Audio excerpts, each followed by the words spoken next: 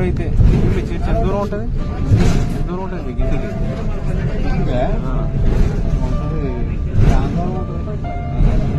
మీకు వీలు ఉన్నప్పుడు వెళ్ళండి. మీకు టైం ఎప్పుడైతే ఉంటుందో ఒకసారి మీకు బైబిల్ ఏమైనా ఉందా?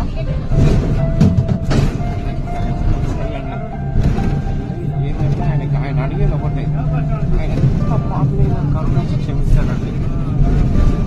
నా కుమారుడే కదా, నా బిడ్డే కదా. ఇంకోటి ఆయన దగ్గరికి ఎందుకు వెళ్ళాలంటే ఏంటంటే పరలోకము నరకం అంటే రెండు ఉంటాయి. ఆయన దగ్గరికి వెళ్ళినట్లయితే ఆయన తన నిత్య రాజ్యానికి ఆ యొక్క పరలోక రాజ్యానికి తీసుకెళ్తాడు. ఆయన ఈ భూమి మీద ఎవరు శాశ్వతం కాదు, ప్రతి ఒక్కరూ చనిపోయేటోళ్ళే అంతే కదా. సో అందుకే ఆయన అనేది ఏంటంటే ఎవరైనా చనిపోయేటోళ్ళు, ఏదైతే వాళ్ళు చనిపోతే నా బిడ్డలు నా దగ్గరికి రావాలి. చూడండి, మన కొడుకులు బిడ్డలు మన దగ్గరికి రావాలని కోరుకుంటాం మనం, అంతే కదా. తల్లి ఒక తండ్రిలాగా కోరుకునే వ్యక్తి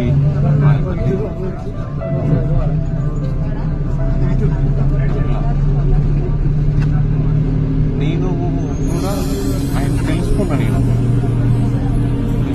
కాబట్టి ఇంకా మీకు చెప్తున్నాను. సో ఆయన నమ్ముకోండి, ఆయన మనల్ని మార్చి చెడు నుండి మంచి సమూహానికి నడిపించే దేవుడు. ఆయన ఒక మార్గం ఎట్లా అంటే ఒక చెడు మార్గం నుండి ఒక మంచి మార్గంలోనికి రండయ్యా, నా యొక్క మార్గంలోనికి రండి. ఎట్లా అండి, ఇంకో బయట చూసినట్లయితే తాగుడు, నీళ్ళు, ఎంజాయ్, అమ్మాయిలని ఇది అని ప్రతి ఒక్కరు ఉంటూ ఉంటారు. అవన్నీ చేయొద్దు. అరే నా బిడ్డ నా కుమారుడు తాగుతున్నాడు, ఇట్లా చేస్తున్నాడు, ఇట్లా ఎంత బాధపడుతుంది దేవుడు.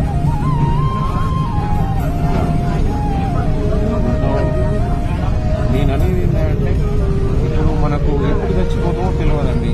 ఇప్పుడు కరోనా కాంచి చిన్న పిల్లల కాంచి పెద్దోళ్ళు మీ వయసు కంటే పైన మధ్యలోనే వస్తూ పోతూనే చనిపోతుంది. ఎందుకు చనిపోతున్నారు